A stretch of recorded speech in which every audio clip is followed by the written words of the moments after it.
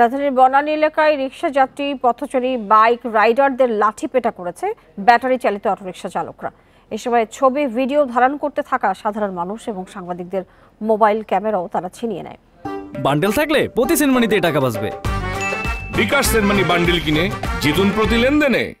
এ নিয়ে আলোচনা করতে কাকরাইল থেকে আমাদের সাথে যোগ দিচ্ছেন বুয়েটের অ্যাক্সিডেন্ট রিসার্চ ইনস্টিটিউটের সহকারী অধ্যাপক কাজী সাইফুন নেওয়াজ। কাজী সাইফুন নেওয়াজ, আপনাকে স্বাগত জানাচ্ছি। আজকে যে ঘটনা ঘটলো, অটোরিকশা চালকরা এতটা অধ্যত্ত দেখানোর সাহস কি করে পেল, কি মনে হয় আপনার? আচ্ছা দেখেন, আসলে এই অটোরিকশার যে সমস্যাটা, এটা যে একটা সময় আসলে মানে খুব আমাদের জন্য বিপজ্জনক হয়ে যাবে, এই আলোচনা কিন্তু দীর্ঘদিন ধরেই আমরা বিভিন্ন ফোরামে অনেকেই করে আসছে। কারণ হচ্ছে প্রথমত এটা হচ্ছে সংখ্যায় বেশি একটা জিনিস। যখন শুরুতে আমরা কোনো সমস্যা আসলে আমরা বিশেষ করে যোগাযোগ খাতে বলবো, সমস্যাটা যখন শুরু হয় অনেক সময় আমরা আলোচনা করি, একটা ওয়ার্নিং দেই, কিন্তু সেটা দেখা যাচ্ছে যে বাড়তে দেওয়া হয়। এরপরে দেখা যাচ্ছে রাস্তায় যখন চলে আসে, প্রকট আকার যখন ধারণ করে, সমাধান করতে গিয়ে দেখা ছোট ছোট আকারে সমাধান করি বা বড় সড়ো হঠাৎ করে হয়তো বন্ধ করে দিতে চাই। যেমন এর আগে আমাদের একটা এক্সপিরিয়েন্স রয়েছে আপনার মহাসড়কে সিএনজি নসিমন পরিমাণ গুলা যখন এটা তৈরি হচ্ছিল, যখন একটা দুটো করে রাস্তা নামছিল, তখন আমরা বন্ধ করিনি, তখন আমরা কিছু করিনি, যখন একেবারে হাইকোর্টের নির্দেশ দিয়ে পরে বন্ধ করা যাচ্ছিল না। ঠিক একইভাবে দেখেন ব্যাটারিচালিত রিক্সা আমাদের যেটা বিপজ্জনক, শুধু দুর্ঘটনার জন্য না, বিদ্যুতের অপচয় করছে। আমার একেবারেই দেখা যাচ্ছে যে এটা এত চলার সুযোগ আমাদের দিয়েছে, এত মহামারী আকারে বেড়েছে যে এখন আপনি আর বন্ধ করার পর্যায়ে এখন আর এটা নাই। এবং এটা কিন্তু প্রমাণ আজকে দেখা গিয়েছে, সিমটম গুলো দেখা যাচ্ছে এখন। আর যেভাবে বন্ধ করছে, আমি তো মনে করি এটা পুলিশকে আসলে একটা মুখোমুখি করে দেওয়া হচ্ছে। অথচ কিন্তু এটা স্ট্র্যাটেজিক্যালি কিন্তু চাইলে এটাকে রোধ করা যেতে পারে। যেমন এই অটো রিক্সাগুলো, ব্যাটারি রিক্সাগুলো কিন্তু আসলে আমাদের কোন একটা স্টেশন থেকে চার্জ নিচ্ছে। স্টেশনগুলো যদি ব্যাটারি যেখান থেকে অবৈধ বিদ্যুৎ সংযোগ নিয়ে চার্জ নিচ্ছে, সেগুলোকে বন্ধ করা দরকার। কারণ এগুলো কিন্তু দেখা যায় হাতে বেশি না, 1000টা রিক্সার জন্য হয়তো 20টা ব্যাটারি। এদের নিয়ন্ত্রণের কি কোনো উপায় নেই? সেক্ষেত্রে আসলে এখন পরিস্থিতি যেখানে দাঁড়িয়েছে, তারা তো আজকে জনগণের গায়ে হাত তুলেছে। ডেফিনেটলি, আমি তো বললাম যে এটা শুধুমাত্র এখন আপনি যে পর্যায়ে বাড়তে দিয়েছেন, সমস্যা আপনি এমনটা পর্যায়ে বাড়তে দিয়েছেন গত বেশ কয়েক মাসে। এখন আসলে আপনি আসছেন বন্ধ করতে।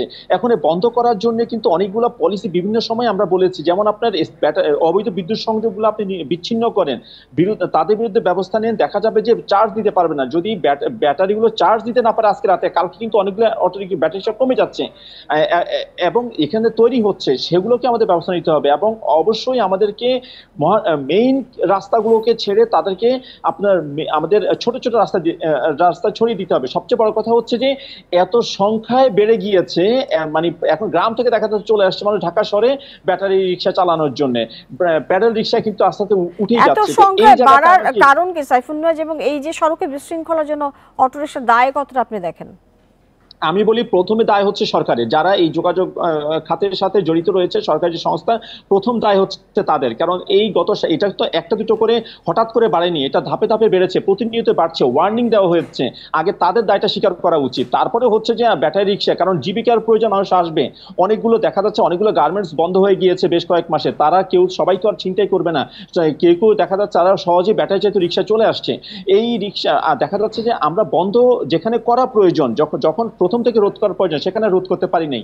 হ্যাঁ, এখন যদি আমাদের কিছু করতে হয়, সেটা হচ্ছে প্রথমেই স্টেশনগুলো, অবৈধ স্টেশনগুলো বন্ধ করতে হবে। যেখানে তৈরি হচ্ছে সেগুলোকে নিয়ন্ত্রণ করতে হবে। ব্যাটারিগুলোর আমদানিটা কোথায় ব্যবহার হচ্ছে সেটা নিশ্চিত করতে হবে। এবং অবশ্যই মেইন রোডগুলোকে ট্র্যাপার লাগিয়ে সাময়িকভাবে বন্ধ করা প্রয়োজন। পাশাপাশি হচ্ছে যে আমাদেরকে অবশ্যই একটা নিরাপদ কাঠামো তৈরি করে একটা ক্যাপাসিটি কতজনকে আমরা অনুমোদন দিব সেটা নিশ্চিত করতে হবে। আদারওয়াইজ কিন্তু এভাবে যদি বাড়তে দিই, আমি মনে করি প্রচুর অবৈধ রিক্সা আসলে এখন ব্যবহার করা হচ্ছে। সেক্ষেত্রে তো আসলে আমরা দেখেছি যে রাজনৈতিক আমলে যখন আগের সরকার ছিলেন, তখন অনেক এই ধরনের রাজনৈতিক নেতাকর্মীরা এগুলো নিয়ন্ত্রণ করতেন। এখন আসলে পরিস্থিতি নিয়ন্ত্রণে নেই কেন?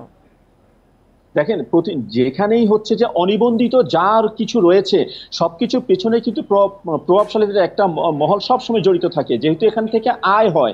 এখন আপনি যখনই এই জায়গা থেকে কিছু ইনকামের সুযোগ আছে, তখন কিন্তু এই জায়গাটা নিয়ন্ত্রণটা, যদি আপনি রুট লেভেলে, যখন আপনি রাস্তায় নেমে আসে তখন বন্ধ করতে যান, আওয়াজ তৈরি হতে পারে। আপনাকে এটা পলিসিগতভাবেই ঠিক করতে হবে। এবং দ্বিতীয়টা হচ্ছে শুরুতেই, কারণ এই কথা তো আজকে না, আজকে যে সমস্যাটা হলো, ডেফিনেটলি আমি নিজেও একটু আমি খুবই কনসার্ন যে আজকে যেভাবে তারা হচ্ছে মানুষের গায়ে হাত তুলছে, যেভাবে হচ্ছে অবরোধ করছে, যা করেছে, এইটা তো 7 মাস 8 মাস 10 মাস 1 বছর 2 বছর আগে থেকে আমরা বলে আসছি।